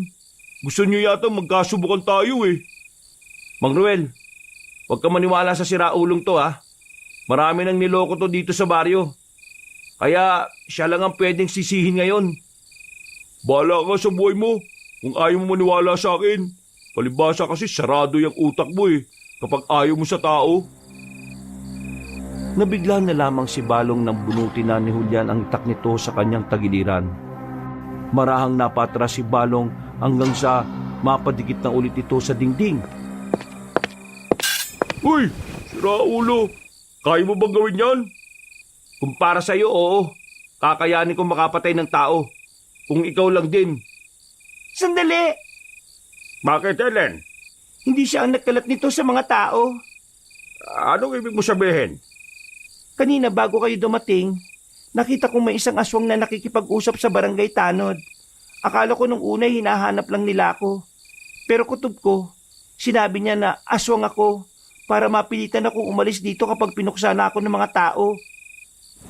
Oh, kita nyo na. Wala akong kasalanan. Sa madaling sabi, inosente ako. Kayong dalawa lang talagang tatanga-tanga rito eh. Masyado nagpapadala sa emosyon at nakalimutan ng gumamit ng utak. O ano, paya kayo ngayon oh. Pasalamat ka na lang at nagkamali ako ng hinala. Kasi kung tumama ako, ikaw ang tatamaan. Baka nagkaroon ka ng gripo sa tagiliran. Sus! Puro salita. Gawin mo! Gusto mo? Uy, uy, uy! Mang Ruel, ano ba to? Wala naman akong kasalanan. Ayaw pa paawat, oh. Aba na yan, Julian. Wala tayong mapapala kung makikipag-away tayo sa isang yan. Wala kayo mapupuntahan, di ba? Kawawa. Lumabas na kayo ng bahay ko. Bago ko pa kayo kasuhan ng trespassing. Bakit hindi mo sinabi sa mga taong tungkol sa lihim ni Helen? Hindi ako interesado. Yun lang yun.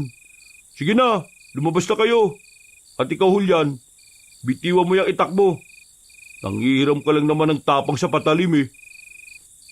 Kapag natapos na itong problema namin, ahamunin kita ng suntukan. Akala mo, hindi pa rin kita kaya ngayon? Kung makapagsalita, parang bidang inapi sa pelikula ah. Tapos biglang lalakas ang loob gumanti. Hindi na nila pinansin pa si Balong. Palabas na sila ng bahay nang biglang dumaan ang mga residente sa harapan. Nagkatinginan pa sandali. Nang sumigaw na ang mga yon, muli silang bumalik sa loob ng bahay. Walang nagawa si Balong kahit na ayaw nilang naroon ng tatlo. Buisit! Lumabas kayo! Uy! Saan may daanan dito? Bahala kayo! Saan? Una! Sa likod! Wala na silang sinayang na sandali. Nagmamadali na silang nagtungo sa likod ng bahay at doon ay meron silang nakitang lagusan. Nagulat na lang sila nang biglang sumunod sa kanila si Balong. Napagkamalan nitong kasama nila Mang Ruel kaya wala itong magawa kundi ang sumama na lang sa kanila. Huwag ka nga sumunod sa amin! Anong wag? Dahil sa inyo kaya delikado buhay ko. Visit kayo. Akala nila kasama niyo ako eh. Tumama ka na lang kung ayaw mong mamatay. Ayoko lang ng siraulot pasaway, ah. Uy, Ellen, di ba aswang ka? Bakit hindi mo kalabanin yung mga taong yun para matigil na to? Hindi naman ako masamang aswang na kagaya ng iniisip mo eh. Wow! Magbait na aswang ka pala. Manahimik ka nga. Bilisan mo na lang maglakad. Hindi pa sila nakakalayo pero kinapitan na agad sila ng malas. Malapit na sana silang makalabas ng kanilang baryo pero sadyang nakakalat na ang mga tao sa paligid. Nakasalubong nila ang iba at sa kabilang banda naman ay papalapit na rin sa kanilang direksyon. Isang direksyon na lang nang pwede nilang matakbuhan pero naisip ni Mang Ruel na kailangan nilang magpaiwan para pigilan ng mga tao. Julian, mauna na kayo. Haharapin ko na muna sila. Ano pinagsasabi mo, Roel? Hindi pwede. Sumama ka sa akin. Kung sasama ako sa inyo, sama-sama nila tayong mahuhuli. Pero, Wala nang oras, sige na. Hindi lang na ni Julian ang babae. Sumama naman si Balong sa kanilang dalawa. Habang si Mang Ruel naman ay nanatili lang na nakatayo sa daan. Nang makarating na ang mga tao, tumigil din ang mga yon. Sinamantala na ni Mang Ruel na ipaliwanag ang lahat. Pero kahit na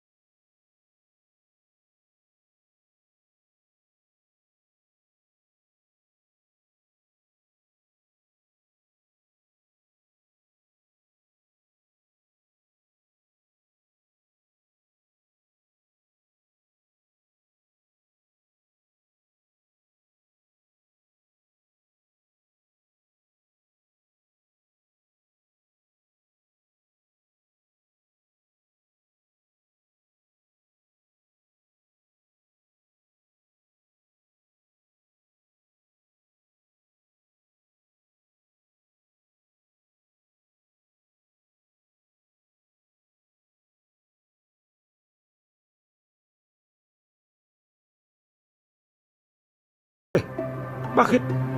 Bakit gumaling ako bigla? Muli siyang napatingala sa puso ng saging.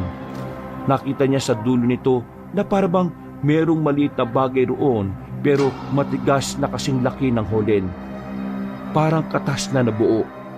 Sa hindi malamang dahilan ay naisipan niya yung kunin. Paghawak niya roon ay muli itong nagliwanag.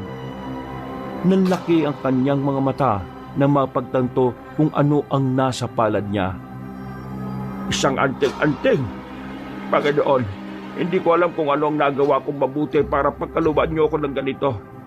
May kasalanan ako mabigat noong nasa simbahan pa ako bilang pare. Bakit?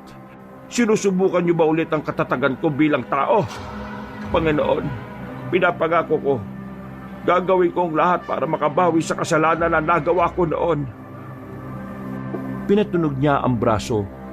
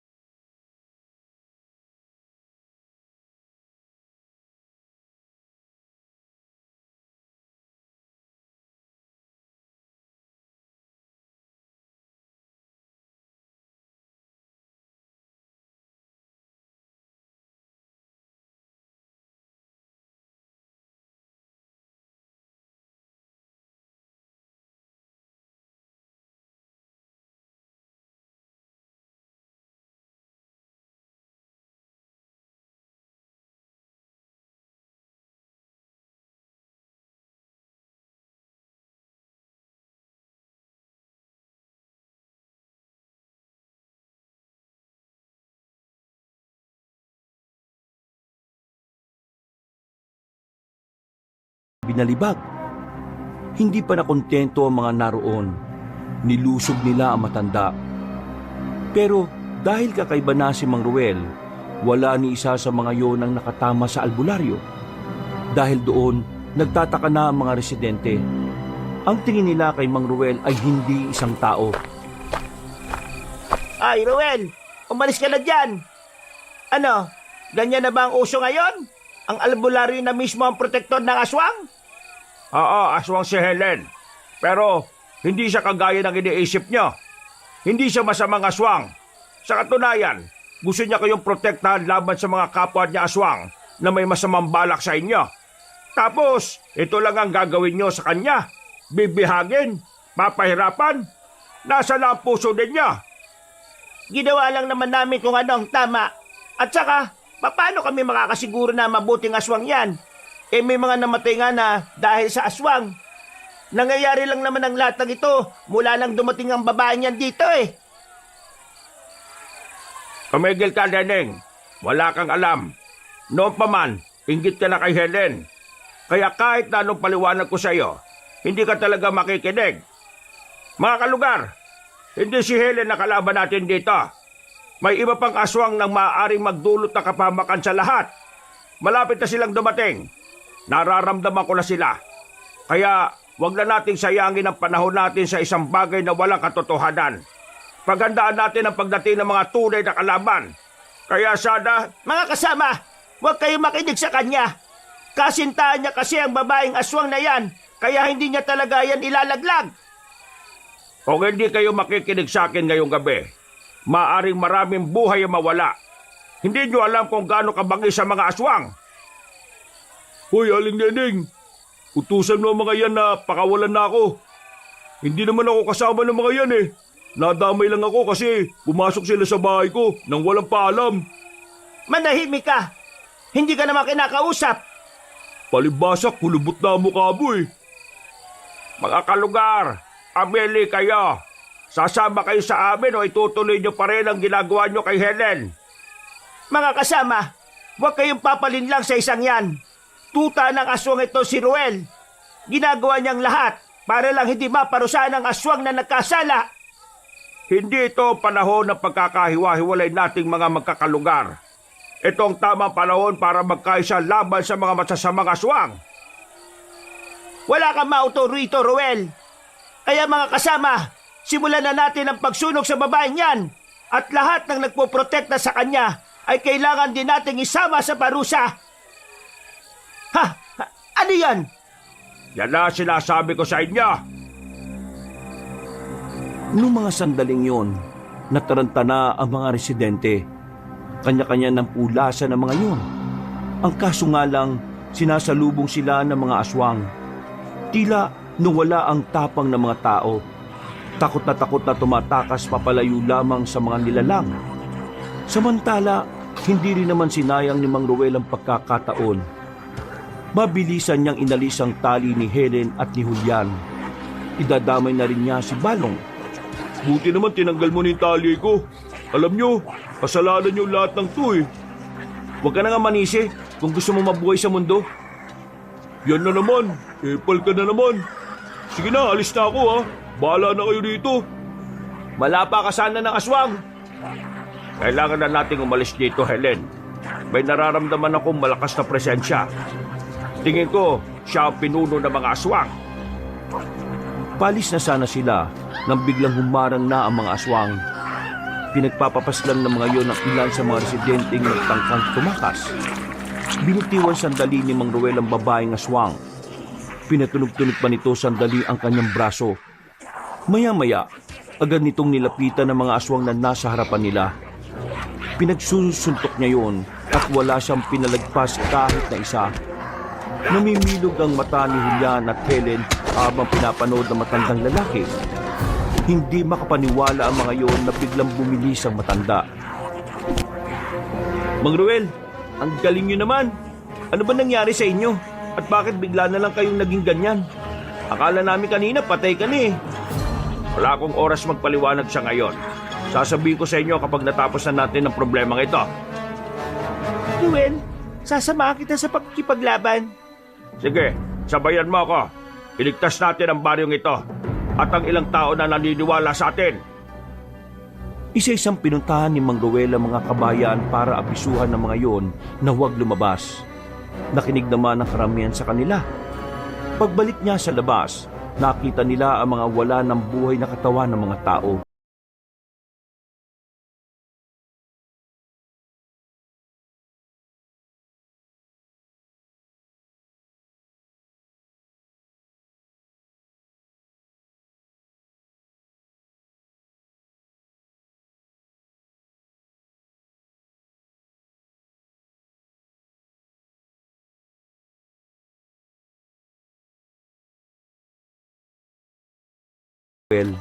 Para itong binata na walang nararamdamang sakit sa katawan.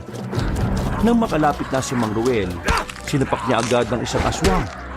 Sa lakas ng pagkakasuntok niya, pati pangil ng aswang ay natanggal. Hindi pa nakontento si Mang Ruel. Nilapitan niya pa ang ibang aswang. Lumundag siya paakyat sa bubungan. Pinagsasasapak niya ang mga yon at pinagsisisipa. Hindi niya pinatawad ang mga nilalang. Pero kahit marami-rami na rin ang kanyang napapaslang ng mga aswang, hindi pa rin makakailan na meron pa rin nadadagdag. Mga ilang sandali pa, nakarinig na rin sila ng malalakas na putok ng baril. Marami, sunod-sunod. Napangiti na lamang si Mang Ruel na mapagtanto nilang ang pamilya ni Abel ang dumating. Tinulungan sila ng mga yon na bawasan ng mga aswang sa baryo. Maraming salamat, Abel. Walang problema, Mang Ruel. Kaming bahala. Helen, samahan mo ako. Hahanapin natin ang pinuno nila. Nararamdaman kong nandito lang siya. Sa gawing ito, Mang Ruel, paano ako?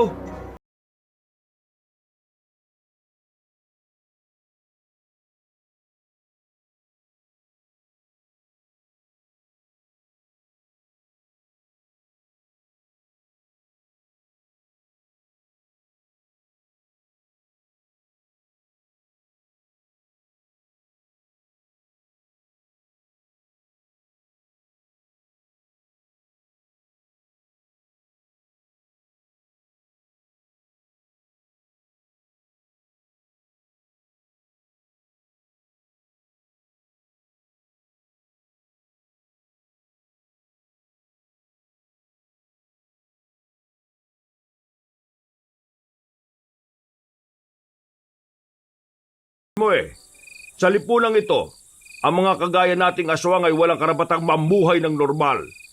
Sa bawat araw at gabi natin ay naroon ang pangamba na dulot ng mga mapangahas na tao. Kahit saan tayo magpunta, may banta sa buhay ng ating lahi. Kahit saan tayo magtago, naroon ang mga tao. Nag-aabang lang ng tamang pagkakataon kung kailan nila tayo maaring abusuhin. Kahit na kailan, hindi tayo makakapamuhay ng normal hanggat merong naniniraang tao sa lipunang ito. Kaya naman ngayon, sisimulan na namin ang matagal ng pinapangarap ng bawat isa, ang pagharian ng sanlibutan. Kaya kung hindi ka sasama, mapipilitan akong kalimutan ng kasal at paslangin ka na lamang. Gawin mo kung anong gusto mong gawin. Hindi ko papayagan na magtagumpay ka. Ikaw na nagsabi. Hanggat may mga tao sa lipunang ito hindi kayo makakapamuhay ng normal. Kaya ngayon, patunayan nating tama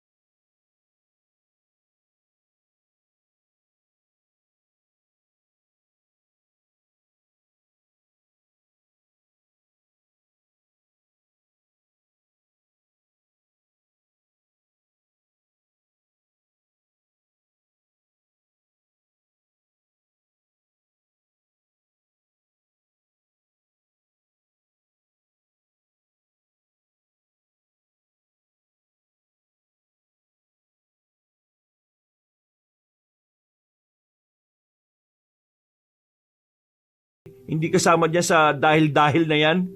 Tumulong din naman ako ah. Natawa na lamang si Mang Ruel at tinulungan ng makabangon ng babae. Inalalayan niya itong makatayo. Pagbalik nila sa loob ng baryo, patay na rin ang mga aswang. Pinagbababarilyo ng grupo ni Abel na siyang nakatulong sa kanila. Mang Ruel, nagawa na namin ang pinagagawa nyo. Wala na sila. Lagas na. Maraming salamat, Abel. Malaking tulong ang ginawa niya. Walang anuman. Para din naman ito sa kapayapaan ng baryo natin eh. Itipon na ang mga bangkay at sabay-sabay silang sunugin. Ang kanilang aboy ibabaw natin sa lupa upang maging pataba. Wakas na ang karahasan. Tapos na ang panggugulo ng mga aswang. Malaya na tayo sa kapahamakan. Nagpalakpakan ng mga naroon. Pinagdiwang agad nila ang kanilang pagkakapanalo. Dahil sa tagumpay na nakamit nila, tuluyan ang kinilala ng mga tao si Helen bilang bukod tanging aswang na may busilak na puso. Mas lalo rin namang nakilala ang pangalan ni Mang Ruel. Marami na ang naniniwala sa kanya at ginawa na rin siyang opisyal na manggagamot sa baryong yon. Ilang linggo ang nakalipas matapos ang pagkakapanalo nila, naging masigla na ulit ang kanilang baryo. Maririnig na ulit ang ingay at tawanan ng mga nasa bakuran kapag gabi. Wala na ring nababahalang maglakad ng mag-isa kapag kumagat na ang dilim. Tungkol naman sa pagiging pari ni Ruel noon, pinagtapat na rin niya yon kay Helen.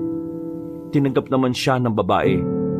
Tila hindi naging hadlang ang naging kasalanan niya noon para sila ay magmahalan. 3:00 ng hapon, nakatayo si Mang Ruel at Helen sa harapan ng simbahan.